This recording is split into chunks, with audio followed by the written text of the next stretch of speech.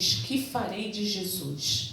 E ali é interessante que na conversa de Pilatos com Jesus, a gente vai perceber, trabalhando ali o texto, que Pilatos reconhece em Jesus a divindade.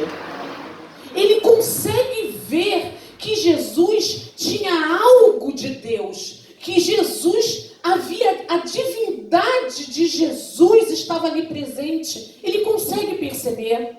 Existe uma pergunta que Pilatos faz a Jesus, e era uma pergunta própria dos gregos, porque os gregos, eles são aqueles que buscam a verdade. Sabe, os filósofos, né? Os famosos filósofos, eles vêm lá dos gregos, porque tudo começa com os gregos. Então, os filósofos começam ali com os gregos. E o grande questionamento dos filósofos é: qual é a verdade? O que é a verdade?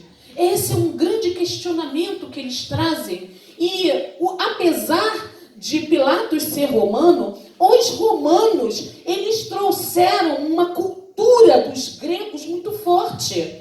Porque os gregos, quando eles eram os dominantes, eles trouxeram essa cultura. E então os romanos, quando vêm, e então eles agora dominam, né, todas as nações do qual eles conseguiram conquistar, e mais os gregos que eles conquistaram, mas a cultura do grego é tão forte que consegue passar para os romanos. E os romanos, então, eles abarcam essa cultura grega. E eu vou dizer uma coisa para vocês. Não foram só os romanos, não.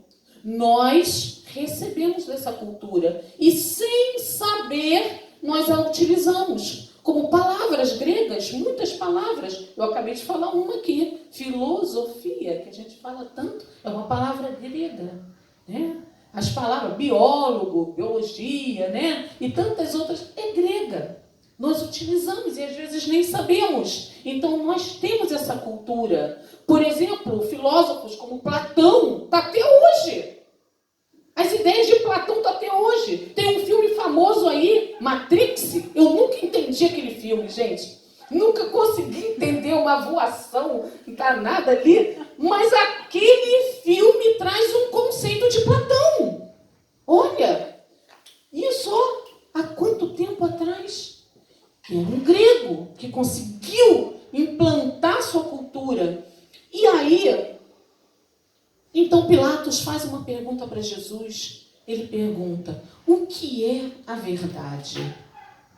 E Jesus ali fala com ele. Ele está perguntando porque ele entende que Jesus tem a resposta para essa indagação dele. Ele sabe que em Jesus ele consegue extrair a resposta, porque Jesus é a própria verdade. Aleluia, Jesus. Então ele faz a pergunta à fonte, que é a verdade. Então ele entende isso. E mais ainda, a gente vai ver que o que acontece com Pilatos, para ele ter dúvida, porque ele procura ali livrar Jesus. Inclusive a esposa dele manda um recado dizendo que sonhou e mandou: olha, não se mete com esse inocente. É essa a expressão. Não se mete com esse inocente. Porque eu muito me afligi nesse sonho. Então Pilatos já está absorvido com todas essas informações, mas ele menospreza a consciência dele. Porque a consciência dele sabe que Jesus é inocente, sabe que Jesus é divino, sabe que Jesus é a fonte dos questionamentos dele, mas ele ignora isso. Ele menospreza todas essas informações que vêm para ele. É claro que tem um contexto aí, há um tempo atrás, Pilatos se envolveu num tumulto com os judeus, e isso acabou indo para o imperador, e lá o imperador deu um cartão amarelo para Pilatos. Então agora ele está com medo, porque a gente viu que existe um tumulto, e esse tumulto ele sabe que se acontece novamente, agora já não é mais um cartão amarelo, podia ser um cartão vermelho, né? Tem esses questionamentos aí, mas ele fica na dúvida. E a dúvida não pode fazer parte de um salvo. Aleluia. Porque a dúvida que bateu em Pilatos provocou a condenação dele, a condenação eterna. Essa dúvida ele não podia ter, porque ele não tinha dúvidas, na verdade, quanto a Jesus.